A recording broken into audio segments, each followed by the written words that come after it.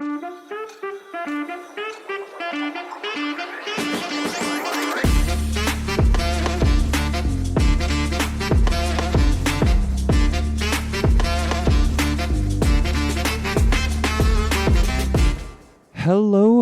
everyone, and welcome to Deconstructing Politics. My name is Elijah Kinnear. And I'm Tommy Mulcairns. Well.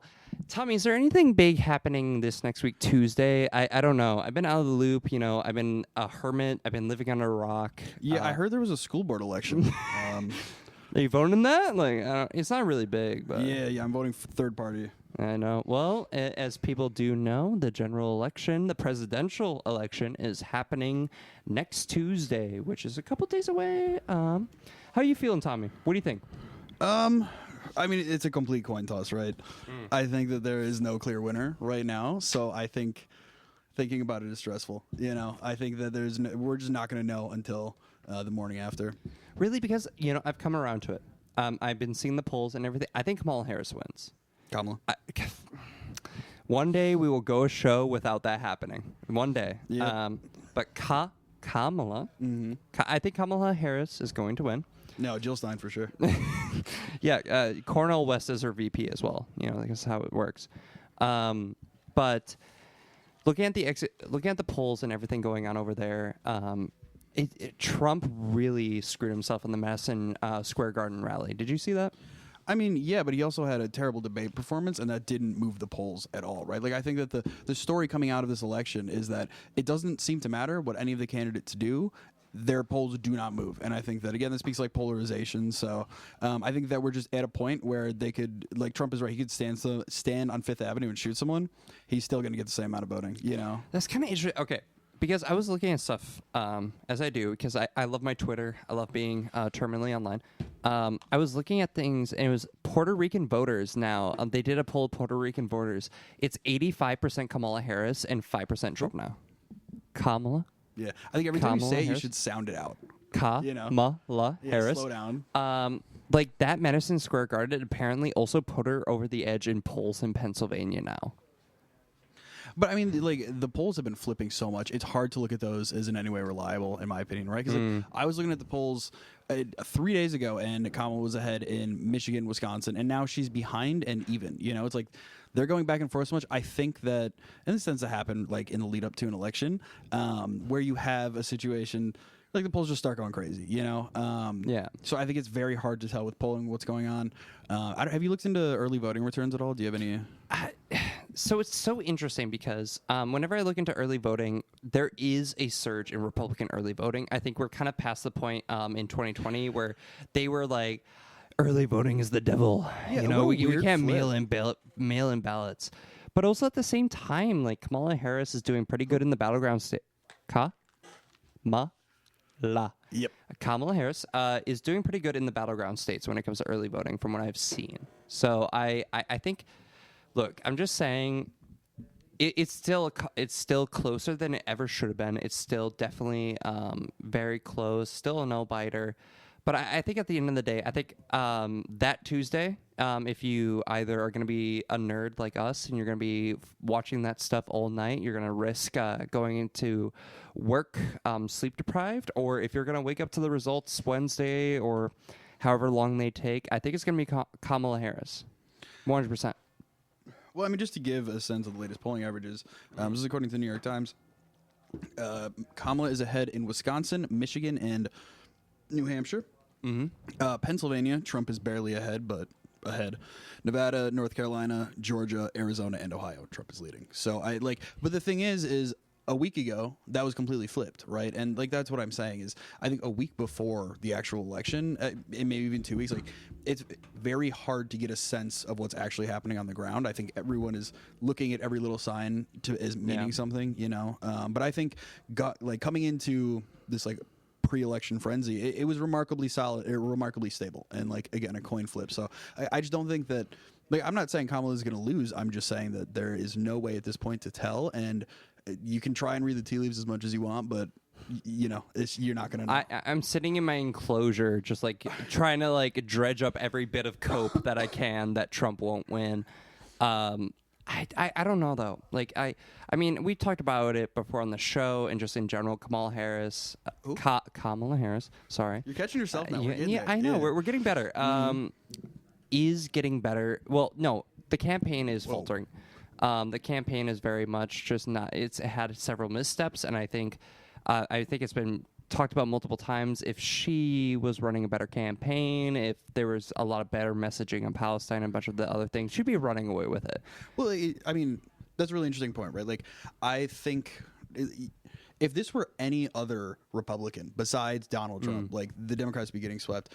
But instead of doing what the Republicans have been doing and appealing to their base, the Democrats and Kamala Harris decided we saw a bunch of momentum when we announced that when she announced that she was running, and then she picked Tim Walz. She was doing these progressive things. Then all of a sudden she starts going downhill. She starts trying to court these centrist voters. At some point, her campaign made the decision that their strategy was going to be to basically give the middle finger to their base and like the left wing of their base and try and court Republicans. Right? Like she's been touring with the war criminal. What you don't like the Cheneys? What did they ever do? He was a bad shot from what I've heard. Yeah, shot a guy in the face. You know, Yeah. did some war crimes. Yep. But yeah, like they're going, they're trying to appeal to what I think is like a voter that doesn't necessarily exist anymore. And you can see that when she was presenting herself as a more left-wing candidate, or I don't know if she's presenting herself, but like at least the steps she had made, she had picked Tim Walz, right? When she was presenting herself as this more left-wing candidate, TikTok was going crazy. Like there was genuine grassroots support. She was surging in the polls. And then the minute like the convention ends and she's like, all right, I'm going to start winning Republicans now. Screw the left base. And that's been happening for how many months now, and we're in the situation that we're in. Now it's a toss-up. I mean, I remember that, like, a lot of the polls and everything, it was like Harris is going to run away with it. Harris is going to be our first female president. Like, it was over. Mm-hmm. I think, basically, my take on her winning is predicated on the fact that, like, the Trump campaign has essentially turned from the economy, your standard Republican talking points, inflation, immigration, all this sort of stuff, and just decided to get into a competition of how evil can we be?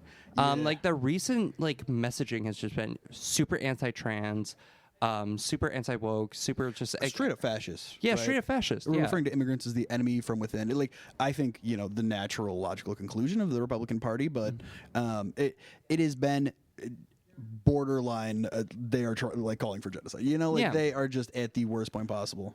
Like Kamala Harris had wait, hold on. Yep. You want to slow down a bit here? Yep. Ma. La. Oh, let's go. Let's go. All right. She had a press conference where she talked about basically said Trump is a fascist, called him out, which is true. Like he is, just straight up is. Yeah. And I think that is correct take, but it's. Once again, the Democrats basically being like, well, yeah, we're going up against literal fascists, but, we got to appeal to those, Mitt Romney voters that don't exist anymore, Yeah, I mean, in Wisconsin, we're in Wisconsin right now, right? And, there are young people in Wisconsin, and probably a lot more of them than the person who's like, yeah, I really like Obama and Trump. Sure, there are a good amount of those voters, but I just don't think it's not realistic anymore in today's hyper-polarized society that you can win an election by siphoning off enough of the Mitt Romney Republicans, you know? Yeah, it's really just been... It's been a competition of who can run down their campaign more, and I guess my take is coming from the fact that Trump is running it down as hard as he can. I mean, the Madison Square Garden, as people that don't know, the Madison Square Garden, Trump held a rally, and one of the speakers called Puerto Rico an island of trash.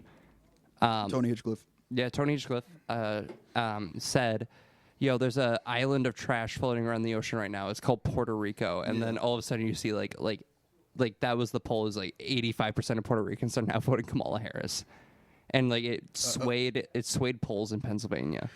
Again, I the polling is going haywire. I think that you're onto something with whoever wins this election is going to win because the other person did worse. And I think I already Nicholas Kristof, I think is his name, at the New York Times, wrote a piece about how basically telling the left to get off your high horse, vote for her. And he spent all of his time talking about the brutal genocide that is currently being committed against Palestinians and being yeah, I know that she supports it. I think that's bad. But you moral grandstanding is worse. just this ridiculous framing where it's somehow the voters' fault, and somehow the onus is on the voters to vote for Kamala rather than Kamala needs to be appealing to these voters. And like, I think if she loses, we are going to be blamed. If she wins, the center right is going to be blamed, or the center right is going to get the credit. You know? Yeah, I mean, oh my God, there's a lot, but like there's recently a letter from Rashida Tlaib and the more left-wing members of the Democratic Party calling for an arms embargo, and they were also basically they started like a investigation of like, is Biden breaching the wars, like I forgot what the act is called, but essentially like a president can start a war and like aid in active wars without approval from Congress. Is he breaching that by sending arms to Israel? And that is Kamala Harris's policy. Like, I don't think that's going to change much when she gets into power.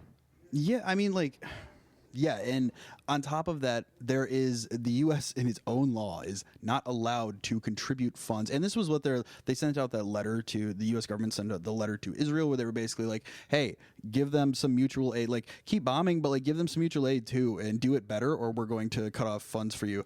And then when that got leaked, I forgot who it was, but one of the top generals in the military was like, yeah, that is just because by U.S. law, we are not allowed to give military aid or financial aid to countries that are actively bombing civilians. And it's it's so clear, you know, like the U.S. understands that they're bombing civilians and is just willing to continue going along with them. And it's against their own law. It's against Biden isn't even allowed to do it, but they do not care because at the end of the day, it doesn't matter, right? Like the law does not apply to the U.S. It applies to everyone else but the U.S. Quick tangent, but it's actually really interesting. I've been reading up on like German politics around this whole event, which has been very scuffed, as you would think. They also have a clause in their constitution and like a lot of like a German government where it's you cannot contribute arms or anything to aid or abet genocide. You know, because the Germans did a genocide. Wait, what? When? Somewhere around the 1940s. But that's in there, but Olaf Scholz is actively breaking that law and still sending arms and weapons to Israel. And I think we're seeing the same thing with the U.S. And once again, why are the Democrats falling on this sword? Why do they feel the need to fall for this? Why are they going so hard into it? And it's hurting Kamala's campaign to the point where she could be running away with it. It'd be a landslide. You could almost say like she could, you know, it's a historic victory if a woman of color wins the presidency. You know, 2008 vibes, all that sort of stuff. All right, we're glazing a little too much. Well, no, I'm not She's glazing. pro-genocide. I'm not glazing, but that's the thing, like pro-genocide, and that is destroying the entire campaign, and that is hampering it, and that's why it is a toss-up everywhere.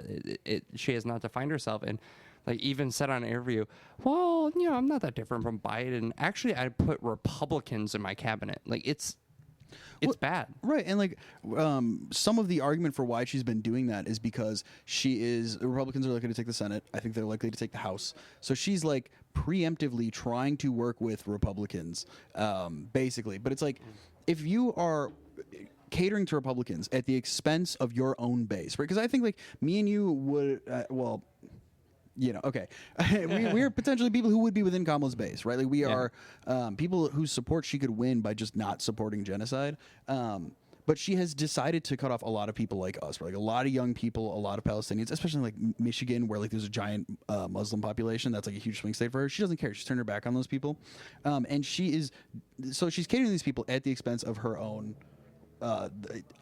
base. And, you know, she's going to lose. I don't think so. I think so. Like, how can she get that many voters?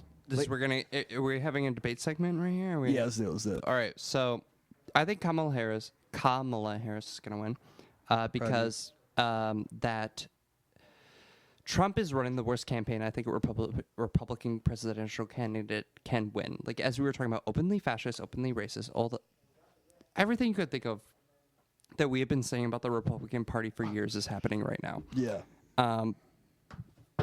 Meanwhile, Kamala Harris is also running a bad campaign. You're doing so well. Thank you. No, you right. Kamala. Kamala. Also running kind of a bad campaign. Pretty bad campaign. But has Hillary staffers and all that sort of thing.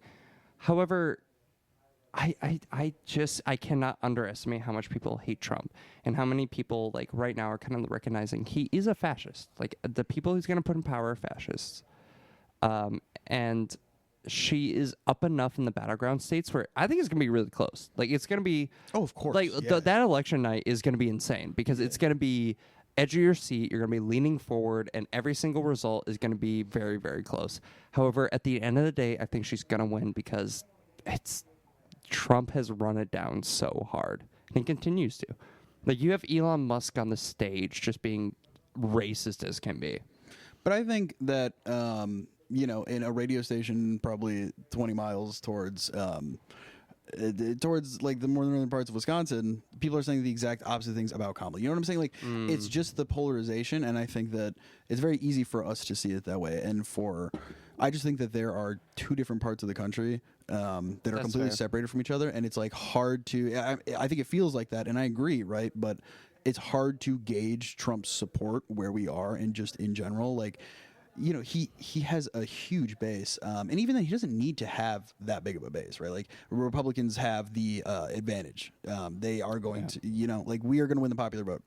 Okay, I say we. I'm not a Democrat, but Democrats are going to win the popular vote. They've done it time and time again. So like they just need to appeal. They need to get a small sector of the country, like a sizable but not really electoral near, college. Yeah, well, not really anywhere near the Democrats' level of support. They can get like a fraction of the Democrats' level of support and still win. And I think that there are huge pockets of the country that are like very much just a completely different world. I get that, but I still think I'm still very much in the camp of like she's at least up enough in the supports we're seeing. Definitely not going to have as big as a victory as Biden. I think like some of the states like Georgia are off the table. Some of the other states like that Biden did win is off. It really does come down to, I think right now, is Michigan, Wisconsin, Pennsylvania. Like those are the ones. Yeah, Pennsylvania especially. Oh, Pennsylvania especially. And I think right now she's up in Pennsylvania. According to recent polls. But Wisconsin and Michigan are the big ones. And it really depends if we do come for Harris or not. But I think they will, ultimately. And actually, I believe right now she's here, so... In the studio with us right now. Everyone, welcome. Yeah, Kamala. Welcome, Kamala Harris. I love the idea that she's going to come on to be a guest and you're going to mispronounce her name to her. Like in front of her. That's awesome. To be fair, it'd be a really good bit. We're not very... We're a little silly on the show. Yeah, she's not really deserving of the respect. I think the poll you're talking about was put out yesterday. Because the poll put out today in Pennsylvania shows a less than 1% lead for Trump. Which isn't within the margin of error, but like that's what I'm saying is, like they're going back and forth so much. I think the only thing that you can do is look at the general average of all of these polls, especially in the ones coming up to election. And like they're going back and forth so much that like the only takeaway is that it's just a toss up, Yeah. I mean, it's definitely going to be probably the election night ever. Well, okay, like what happens if she wins? Like people are all like terrified of a Trump win, but like let's say Trump loses, she wins, like what next? What is it, what changes? There's still a genocide in Gaza. It's hard to be excited about it, and it's hard to just not.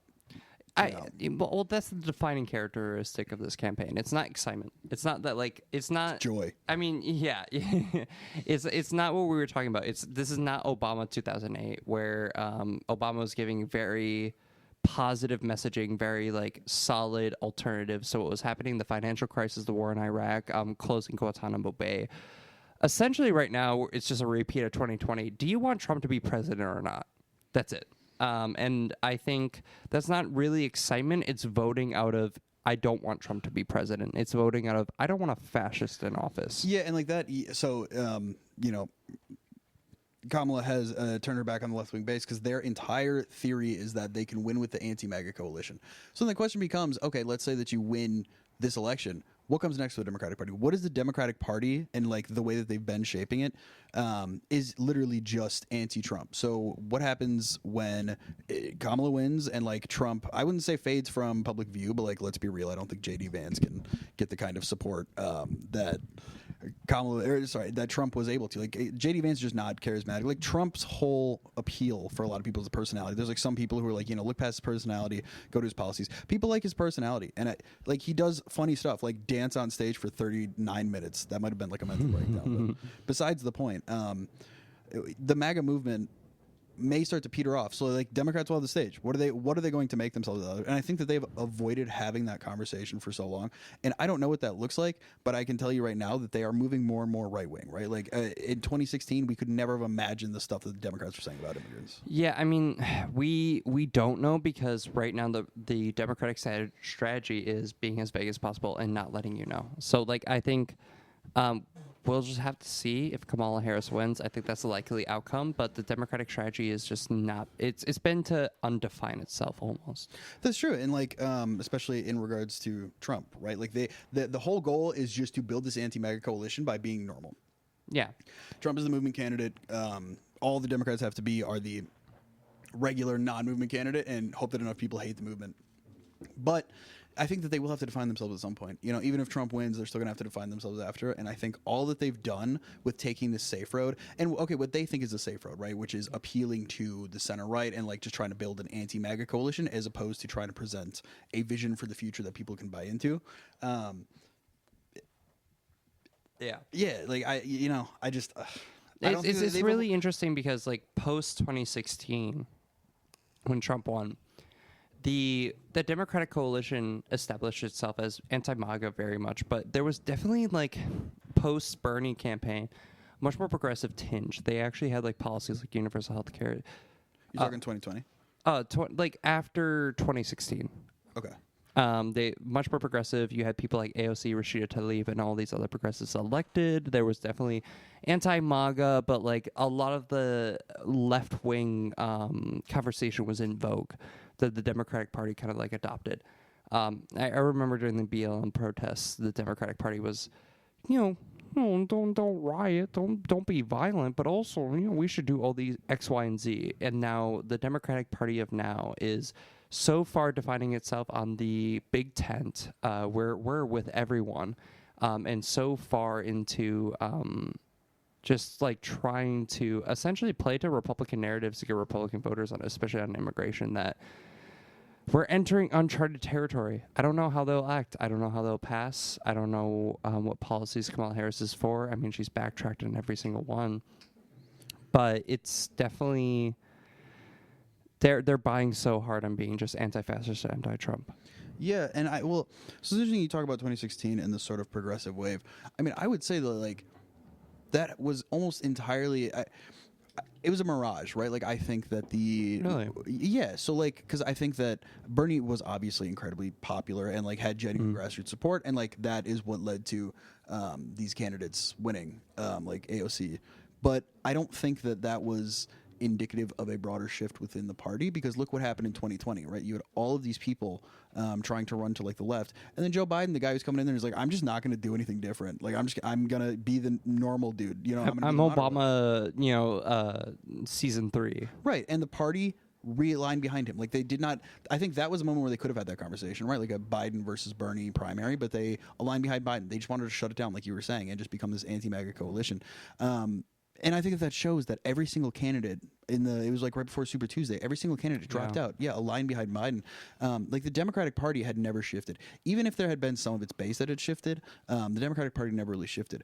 But they think that they did. They think that the Democratic Party in 2020 was a super activist party. And that's part of why Kamala's moved so much to the right, is that she thinks that what happened, and the Democratic Party in general, the consensus, is that it was a mistake for them to like take on such a radical quote unquote stance in 2020, which they didn't do, So like they've been moderates this entire time. They will continue to be moderates, and they'll continue to put off this conversation. And someday, I think the day of reckoning is going to come. They're going to be like, well, like people are not going to vote for them because they can't present a vision, Yeah, I mean, it's up in the air. We'll have to see. That's going to be coming up this Tuesday. But it's definitely not looking great. I mean, of course, all of us want to, Trump getting in office, a fascist running the country would be awful. But it's the Democrats, the ball's in their court. If you do end up winning, What are you going to do? What are you going to do different? And the signs pointing to, Liz Cheney on the campaign trail, shoring up that moderate vote that they desperately are chasing that doesn't really even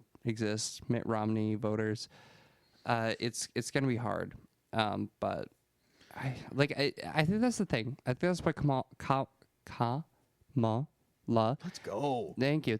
Is so weak. Is this? She can't define herself because this is what the Democratic Party is.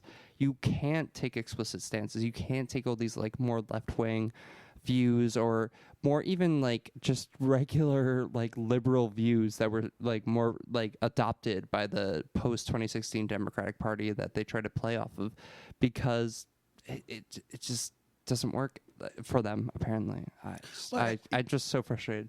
I would say it's not even that it doesn't work. I think two things. One, right, like I think that the purpose of the Democratic Party is not to be the party of change. It is to keep the status quo. It is to be controlled opposition to the Republicans, right? So like they probably could have had, like the Democratic Party could have shifted left. Look at how quickly the Republican Party shifted into fascism, right? It did not take much. I mean, Mitt Romney, he was an elitist, a terrible person. Oh, yeah. I don't think you could say he was a fascist. Like Donald Trump is just, he represents a different level of radicalization. And the Democrats could have potentially had something like that, but they shut it down at every opportunity because they said, we just need to oppose these guys. Yeah, you drop Mitt Romney into Europe, and the guy's like the standard European conservative. Like he's just pro-abortion. The only silly part is being Mormon, which they can go back into containment in Utah. Mitt Romney and John McCain were definitely more of your standard conservative, and you have Trump coming along, and they just, it's the past 8 years have just been a slide into fascism, and now you see it openly, the enemy within and everything else. So yeah, I'm going to disagree that it was the past 8 years. I think that this is just the natural culmination of the Republican Party. I think Trump just did it quicker and louder. But I think at the end of the day, there's always one party of the rich that is going to slide towards fascism, and there's a party, this is how it's been in American politics, there's a party that's like supposed to oppose them, and like they just kind of play these games. I think what we're seeing right now, what has been almost definitively proven over the past 20 years of electoral politics in America, I would say much longer, but like it is so clear now that there is no option of getting actual change through electoral politics, right? Like you're never going to vote away. They're going to continue to commit genocide. They're going to continue to allow a war to happen in the Middle East, and we're potentially going to get dragged into World War III because Israel can't chill. And they're just going to sit there and take it, and they're going to continue to allow it to happen. Wealth and income inequality continues to get worse. Like none of these issues, progress is being made, and it's not going to happen through electoral politics, right? Oh, absolutely. I mean, as we've said multiple times on the shows, we will continue to say it's always in the activism, it's always on the streets, it's always on the direct pressure. If you think your voting for Tammy Baldwin is going to result in an arms embargo, check again. I think she could do it single-handedly, to be honest. She got that girl power. I think we send Tammy Baldwin over there, and she'll stop. She'll wag her finger, and they'll listen. Yeah, if we just replace Ron Johnson, then we'll get it. We'll get world peace. But once again, it's always in the activism. It's always in the organizing. It's always being on the streets, pushing for that change. And that's always electoral politics is always going to disappoint you. But I wish everyone a very good general election. Yeah, the electoral politics, that's the top. That's change from the top. It's just not going to happen. I think I agree with you, Eli. The way that you make change is that you organize your local communities. You organize within the people around you, right? Like you guys, you know what you need. Have conversations with these folks. Get involved in organizations that are fighting for, improving your daily lives. It's not going to happen through electoral politics. It is this election. Sure, it is scary, sliding to fascism, absolutely, but at the end of the day, neither side is looking great, and we need to look towards different avenues for change.